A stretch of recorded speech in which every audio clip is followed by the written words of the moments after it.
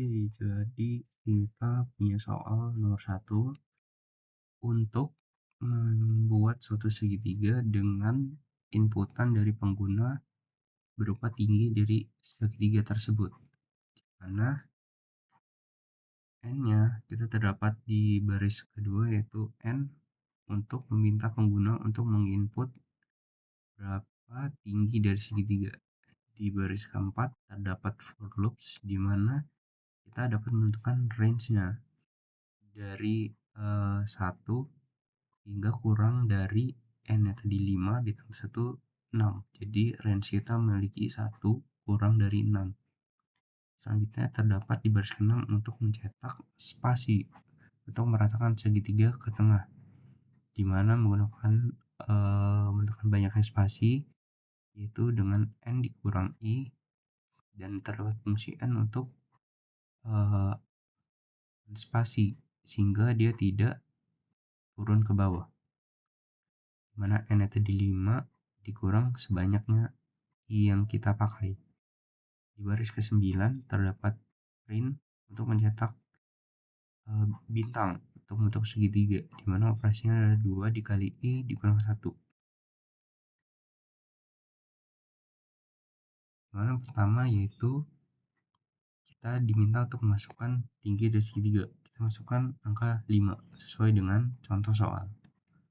Ketika 5, maka dia akan membaca angka 5 yang kita masukkan. Nah, dalam range-nya juga 1 dan juga N yang tadi kita masukkan 5 ditambah 1 sehingga range-nya menjadi 1 kurang dari 6. Ketika kita range-nya dimulai dari 1, maka kita akan mencetak range spasinya, dimana N-nya 5 dikurang 1, maka ada 4. Maka kita akan mencetak spasi sebanyak panjangnya itu 4. Dan selanjutnya itu kita akan mencetak bintang, itu sebanyak 2 dikali I-nya berarti 1, itu 2 dikurang 1 sama dengan 1. Maka kita akan mencetak bintang sebanyak 1 kali.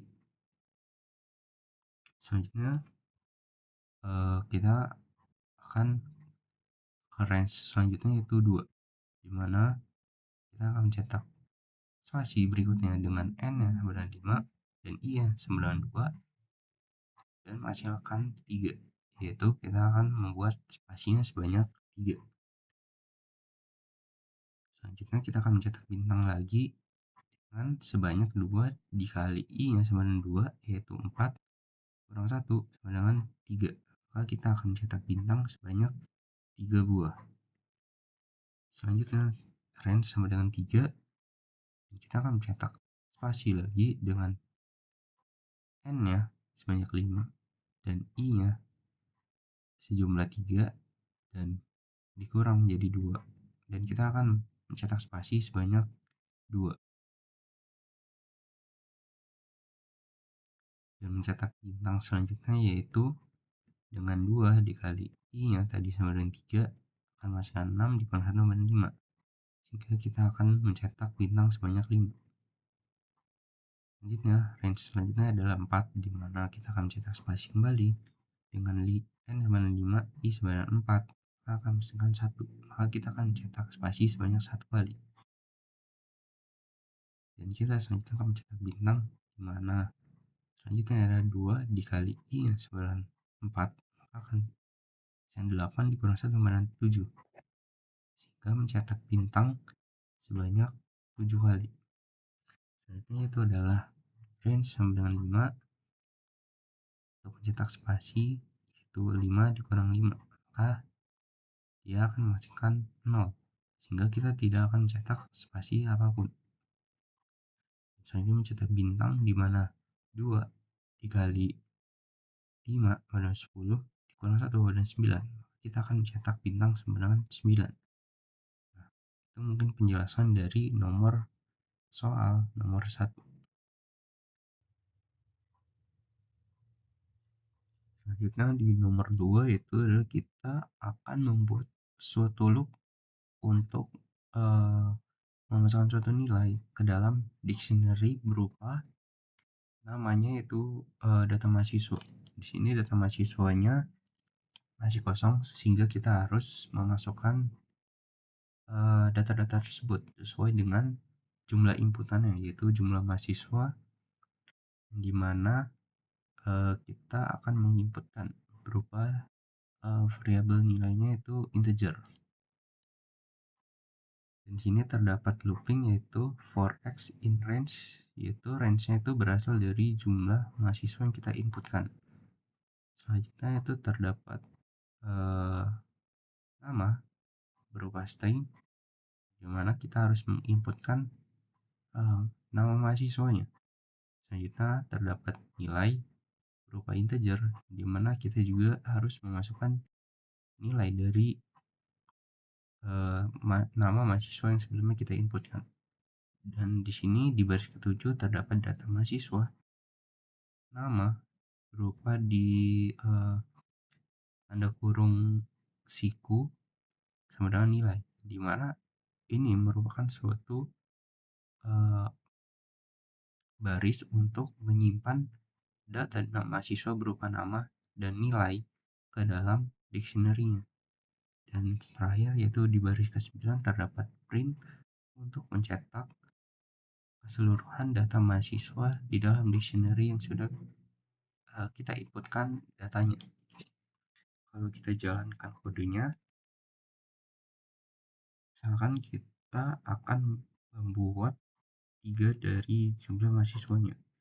Pertama kita mencetak nama mahasiswa yang pertama yaitu Budi dengan nilai dari Budi 90. Nama kedua yaitu Ali dengan nilainya 9. Yang ketiga yaitu Siti dengan nilai dari Siti 78. Ketika kita menekan enter, maka dia akan